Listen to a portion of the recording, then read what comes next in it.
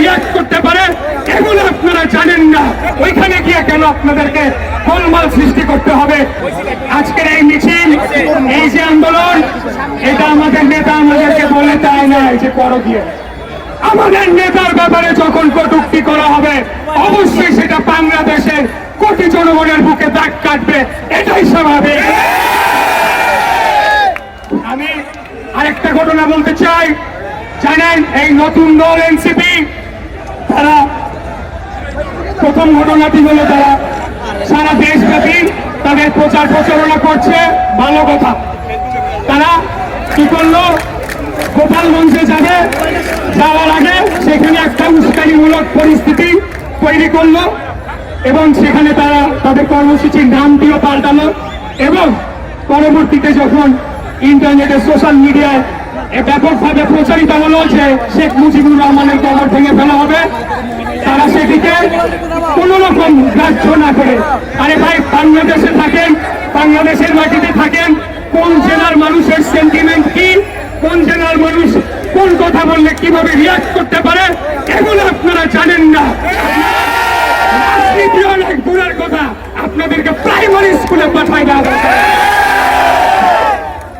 এরপরে তারা কি করলো, রাষ্ট্রীয় নিরাপত্তা বাহিনীর সহযোগিতা নিয়ে গায়ের জোরে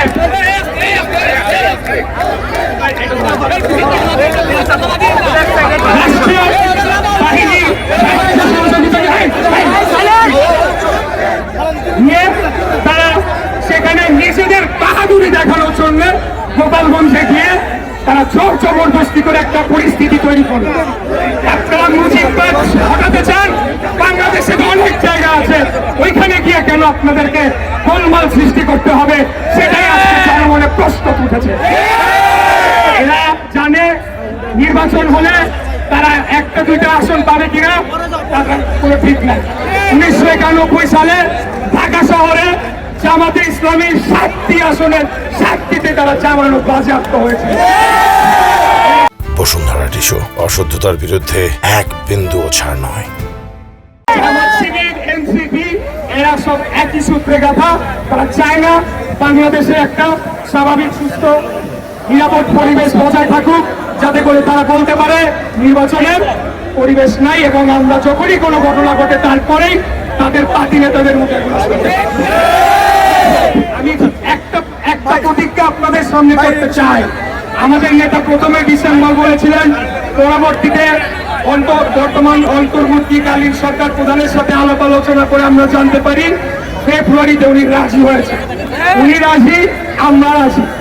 এই ফেব্রুয়ারি থেকে যদি একদিনও পেছানোর চেষ্টা করে এই সরকারকে 1 ঘন্টা আমরা। আরে ভাই আপনারা কারা? আপনারা অন্তর্বর্তীকালীন সরকার, আপনাদের ম্যান্ডেট কি? কিছুই না। আপনারা বিপ্লবী সরকার না, আপনারা সেটা গঠন করতে ব্যর্থ হয়েছেন। বর্তমান সংবিধানের আলোকেই আপনারা একটা সাংবিধানিক সরকার, সেটা সুপ্রিম কোর্টের রেফারেন্স নিয়ে গঠিত করা হয়েছে। অতএব এখন এসে যদি আপনারা সংবিধান পরিবর্তন করতে চান, পিয়ার পদ্ধতি করতে চান, এগুলা বাংলাদেশের জনগণ মানে না, মানবে না। পদ্ধতি মানে কি আমি জানবই না আমি কাকে ভোট দিচ্ছি। কেন্দ্র থেকে এইসব বন্ধ করেন। আমি আবারও বলছি, বাংলাদেশ জাতীয়তাবাদী দল বিএনপি একটি গণতান্ত্রিক রাজনৈতিক দল। আমরা দীর্ঘদিন লড়াই সংগ্রাম করেছি শুধুমাত্র একটা সুষ্ঠু সঠিক নির্বাচন ব্যবস্থার জন্য। কেন এই নির্বাচন ব্যবস্থা? যাতে করে বাংলাদেশে যখন রাষ্ট্র ক্ষমতার পরিবর্তন হবে সেটা যাতে একটা শান্তিপূর্ণ প্রক্রিয়া হয়। এই শান্তির জন্য আমরা লড়াই করেছি, সংগ্রাম করেছি। আমাদের ইলিয়াস আলী চৌধুরী আলম গুম হয়েছে, বহু ছাত্রের দ্বারা ক্রসফায়ারের শিকার হয়েছে, গুম হয়েছে। এবং আমরা এই গত 24-এর গণঅভ্যুত্থানে আমাদের 140-এর উপরে শুধুমাত্র ছাত্র দলের ভাইয়েরা জীবন দিয়েছে। আমরা যখন 5 তারিখের পরে এই ধরনের কথা উঠলো আমাদের কাছে মনে হয় নাই যে এটা আর কিছু আছে। আমরা মনে করেছি এই আন্দোলনটা ছিল আমাদের ইমানি দায়িত্ব, বাংলাদেশকে একটি স্বাধীন সার্বভৌম রাষ্ট্র হিসেবে গড়ে তোলার জন্য আমাদের দায়িত্ব পালন করেছি।